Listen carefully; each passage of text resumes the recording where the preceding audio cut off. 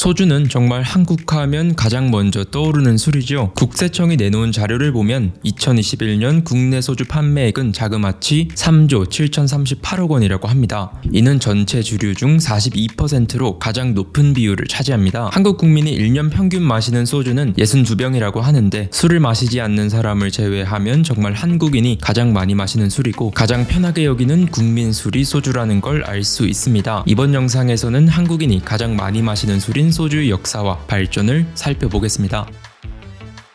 한국에서 술의 역사는 굉장히 오래되었는데요. 삼국시대 이전부터 한 해의 풍성한 수확과 복을 기원하며 맑은 곡주를 조상께 먼저 바치고 춤과 노래와 술 마시기를 즐겼다는 기록도 남겨져 있습니다. 한국에서는 아주 옛날부터 술을 빚어 마셨고 행사마다 술을 애용했다는 걸 알 수 있죠. 보통 곡식을 발효시켜 만든 막걸리 같은 탁주가 옛날 삼국시대부터 전해져 오는 가장 전통적인 술의 형태입니다. 그런데 냉장고가 없었던 옛날이니 막걸리 같은 술을 생각해보시면 사실 이 술을 오랫동안 보관할 방법이 없는 거예요. 만들어 놓고 이틀만 지나도 술이 식초가 되어버리니 곤란한 거죠. 소주는 그러한 결점을 없애기 위해서 고안된 술로서 발효 원액을 증류하여 얻는 술입니다. 요즘 우리가 마시는 희석식 소주와 달리 소주는 원래 증류주입니다. 증류주는 쌀로 만든 막걸리나 맑은 청주에 열을 가해 증발한 수분을 모아 만든 술을 뜻하는데요. 알코올이 먼저 증가하기에 이렇게 모인 술은 꽤 독할 수밖에 없습니다. 가령 서양의 대표적인 증류주는 위스키인데요. 이 위스키는 보리를 발효시켜 맥주와 비슷한 술을 만들고 그 술에 열을 가해 증류하여 오크통에서 숙성시켜서 만들어집니다. 증류하는 술의 종류가 달라서 그렇지 사실상 비슷한 방식을 거친 술이라는 걸 알 수 있죠. 위스키는 도수가 보통 40도로 높은데요. 비슷하게 증류식 소주도 평균 20도 이상의 독한 술입니다. 소주는 인도나 이집트 등지에서 지금으로부터 4,000년 전부터 만들어졌다는 설이 있는데 확실하지는 않다고 합니다. 국내 문헌에 의하면 증류식 소주는 600년 전 원나라에서 처음 생산되었고 우리나라에서 소주는 징기스칸의 손자인 쿠빌라이가 일본 원정을 목적으로 한반도에 진출한 후 몽골인의 전진 기지가 있던 안동이나 제주도 등지에서 많이 빚어지기 시작했다고 합니다. 그리고 이 원나라가 고려와 함께 일본을 정벌할 때 안동에 기지를 세우면서 안동 소주가 특히 더 알려지기 시작했습니다. 이러한 소주는 사실 오랫동안 약용으로 사용되면서 약소주라는 이름으로 불리기도 했는데요. 단종실록을 보면 문종의 죽음 이후 상주 노릇을 하느라 몸이 허약해진 어린 단종에게 소주를 먹였다는 기록도 있습니다. 마을마다 혹은 가정마다 고유의 방법으로 만들어졌던 막걸리에 비해 소주는 생산량이 적고 가격이 비싸서 서민들이 먹기보단 왕이나 돈이 많은 양반이 마시는 술에 가까웠습니다. 물론 현대에 들어와서 지금 우리가 즐겨 마시는 초록병에 담긴 소주는 저 옛날 당시의 증류식 소주와 굉장한 차이를 가지고 있죠. 지금 시중에 판매되는 소주는 희석식 소주인데요. 사실상 증류식 소주와 이름만 같을 뿐 전혀 다른 술이라고 볼 수 있습니다. 술을 만드는 재료부터 다른데요. 쌀과 같은 곡식을 원재료로 하는 증류식 소주에 비해 희석식 소주는 고구마나 카사바 같이 값싼 식물에서 뽑아낸 탄수화물을 발효시켜 얻어낸 주정이라고 부르는 식용 에탄올과 물 그리고 아스파탐 같은 감미료를 섞은 것입니다. 소주를 싫어하는 사람들이 흔히 알코올에 물 타면 소주라는 말이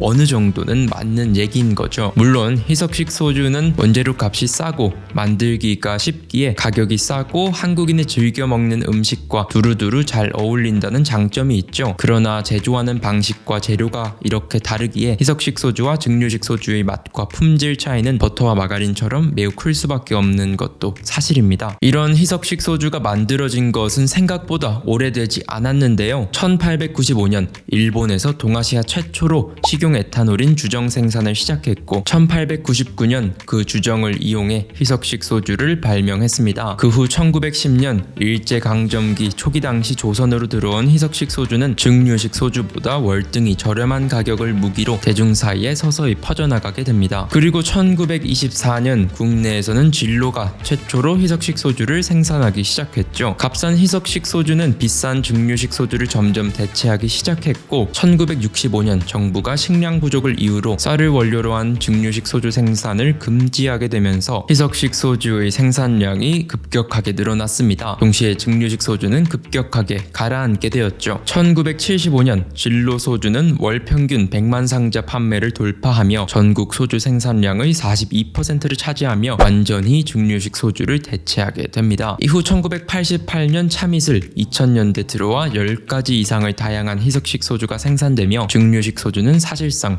중년층 혹은 매니아만 취급하는 술이 되었습니다. 물론 최근 들어서 이러한 모습은 조금씩 변화하고 있는 것 같은데요. 2022년 원소주를 기점으로 증류식 소주 시장이 다시 한번 커지고 있습니다. 젊은 사람들도 예전보다 관심을 많이 두고 자연스럽게 수요가 늘어나는 것인데 원소주는 삼각김밥을 꺾고 2022년 편의점 매출 1위를 달성하기도 했습니다. 게다가 각 소주 회사들도 발빠르게 이러한 흐름을 읽고 증류식 소주 생산에 들어갔는데요. 하이트 진로는 진로 1924, 헤리티지, 롯데는 세로 등 기존 주류 회사들도 증류식 소주에 집중하는 모습입니다. 증류식 소주의 대표격인 화요의 매출은 2020년, 2021년 사이에 40%나 늘었고 GS25 증류식 소주 매출은 2023년 전년 대비 300%나 늘었다고 합니다. 게다가 한국 문화 컨텐츠의 영향이 커지면서 해외에서는 한국의 술에도 많은 관심이 있는데요. 2022년 진로 소주의 수출액이